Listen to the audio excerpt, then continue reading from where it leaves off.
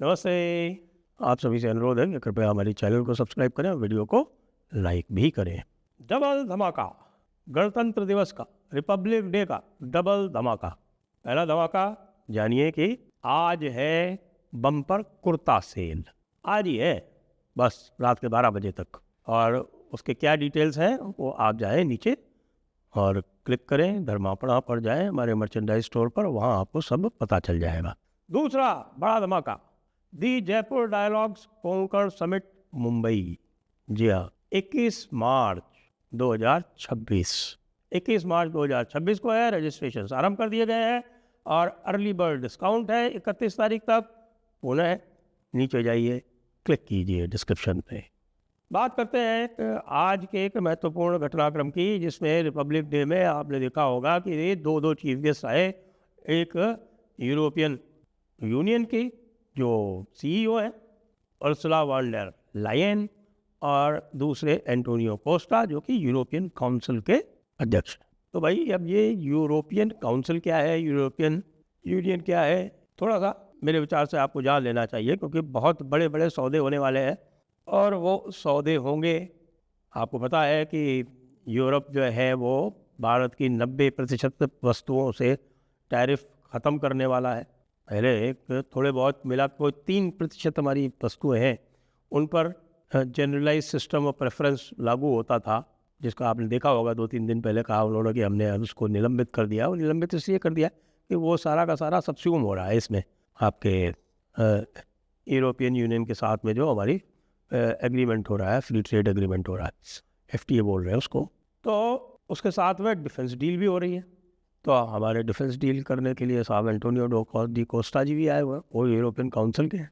पहले तो ये समझिए कि ये जो यूरोप का पूरा जो चक्कर है ना, वो उनकी कई सारी ट्रीटीज़ हैं और उसके अंतर्गत उनके 3 मुख्य अंग हैं। एक है European commission which is like a parliament, जो लेजिस्लेशंस यूरोप के जो लेजिस्लेशंस है वो इस यूरोपियन कमीशन में बनते हैं, वो है यूरोपियन कमीशन। और दूसरा है ये यूरोपियन यूनियन।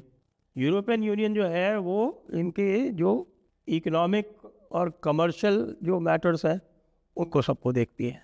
और ये इकोनॉमिक और कमर्शियल मैटर्स वगैरह जो है वो यूरोपियन यूनियन में देखे जाते हैं, और जो ट्रेड एग्रीमेंट होगा वो इसी यूरोपियन यूनियन के तत्वावधान में होगा। और तीसरा है यूरोपियन काउंसिल। अब यूरोपियन काउंसिल क्या होती है? यूरोपियन काउंसिल जो है एक पॉलिटिकल बॉडी होती है जो पॉलिटिकल डायरेक्शन सेट करती है EU का। और इसमें जैसे ये आपका जो डिफेंस एग्रीमेंट वगैरह होने वाले हैं, ये यूरोपियन काउंसिल के थ्रू आएंगे। और यूरोपियन काउंसिल में जितनी भी यूरोपियन यूनियन के सदस्य हैं, यानी कि 27 सदस्य हैं यूरोपियन यूनियन के, ये उसके जो हेड्स ऑफ गवर्नमेंट होते हैं, head of government, head of state नहीं, क्योंकि हेड ऑफ स्टेट तो कई जगह वहाँ पे किंग्स भी हैं और नॉन एग्जीक्यूटिव प्रेसिडेंट भी हैं। तो जो हेड ऑफ गवर्नमेंट है वो है हेड ऑफ गवर्नमेंट, जैसे कि प्राइम मिनिस्टर है इटली की मेलोनी, वो हेड ऑफ गवर्नमेंट है। उनके प्रेसिडेंट जो होते हैं वो हेड ऑफ गवर्नमेंट नहीं होते। इसी तरह से जर्मनी में जो चांसलर है वो होते हैं हेड ऑफ गवर्नमेंट, उनके प्रेसिडेंट नहीं होते हैं। लेकिन फ्रांस के जो प्रेसिडेंट है वो एग्जीक्यूटिव हेड है। तो ये सारे के सारे एग्जीक्यूटिव हेड और साथ में एक जो अध्यक्ष होते हैं उसके, यानी कि जैसे आपके ये है एंटोनियो कोस्टा जो आज थे वहाँ पे आपके रिपब्लिक डे परेड में, ये होते हैं। तो ये जो है वो पॉलिटिकल डायरेक्शन तय करते हैं। अब आपको पता है कि यूरोप में और US में भारी मारामारी चल रही है, और US में ट्रंप जो है वो बहुत परेशान है इस बात से कि EU भारत से ट्रेड एग्रीमेंट करने जा रहा है। यहाँ तक कि आपने देखा होगा कि स्कॉट बेसेंट ने 2 दिन पहले ये भी कह दिया था, जो उनके ट्रेजरी सेक्रेटरी है, कि भाई ये देखिए यूरोप जो है, हमने इनसे बहुत कहा कि आप भारत के ऊपर टैरिफ लगाइए, लेकिन इनकी जो प्रायोरिटी है, इनका जो प्रेफरेंस है, इनकी जो प्राथमिकता है वो ये है कि ये भारत के साथ में ट्रेड एग्रीमेंट करें। तो ये ट्रेड एग्रीमेंट करने जा रहे हैं हमसे। ट्रेड एग्रीमेंट में जैसा मैंने बताया, भारत से जाने वाली 90% वस्तुएं जो है वो विदाउट टैरिफ जाएंगी, और जिसमें वो सारी वस्तुएं सम्मिलित हैं जिनके ऊपर हेवी टैरिफ US ने लगा रखा है, जैसे कि textile goods, leather goods, engineering goods और आपके जेम्स एंड ज्वेलरी, ये सारी चीज़ें फ्री ऑफ टैरिफ।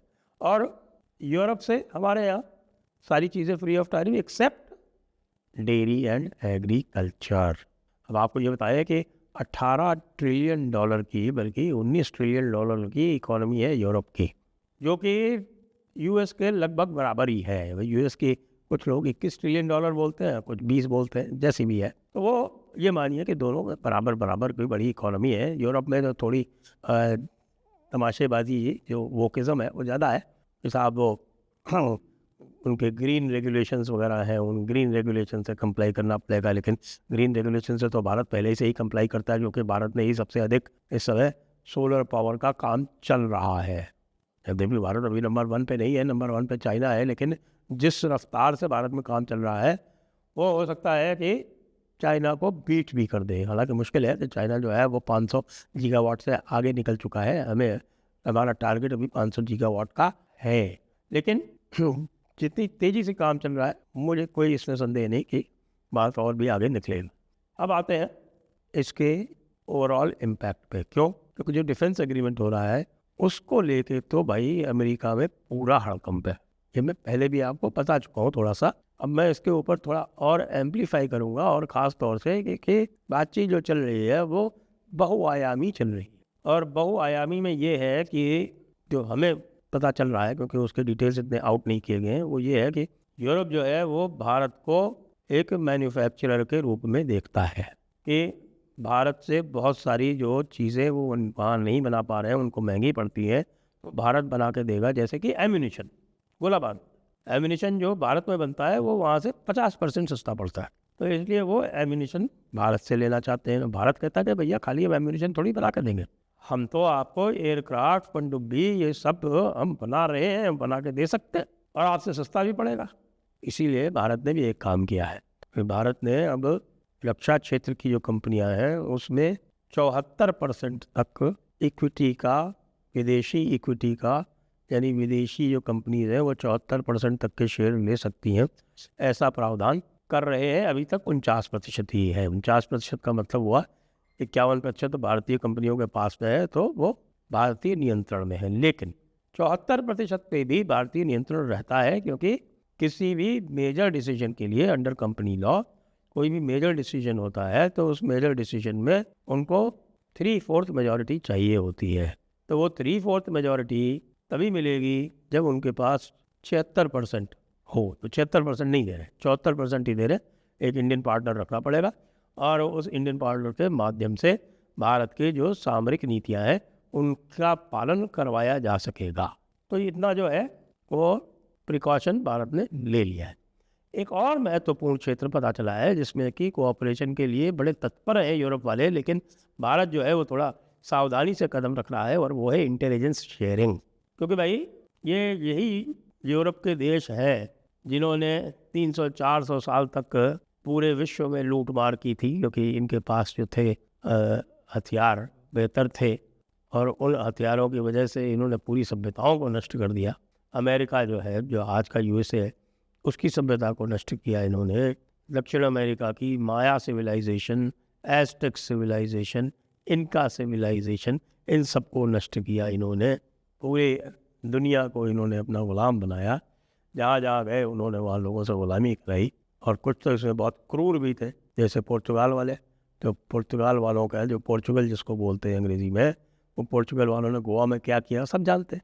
तो इसलिए भारत थोड़ा फूंक फूंक के कदम रख रहा है। लेकिन आप ये देखें कि ये जो 5 आई जिनको बोला जाता है ना, वो 5 आई में से कौन कौन है? न्यूजीलैंड है, ऑस्ट्रेलिया है, कनाडा है, यूएस है और यूके है।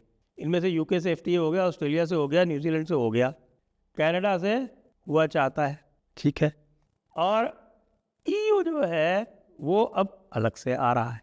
कह कि आप इंटेलिजेंस शेयरिंग करिए, आप हम और हमसे आपसे करते ही। 5 आई वाले तो बदमाश है, क्योंकि उनका भी यूएस से राब्ता ठीक नहीं बैठ रहा है, और यूएस से तो आप देखिए कनाडा भी अलग हो रहा है।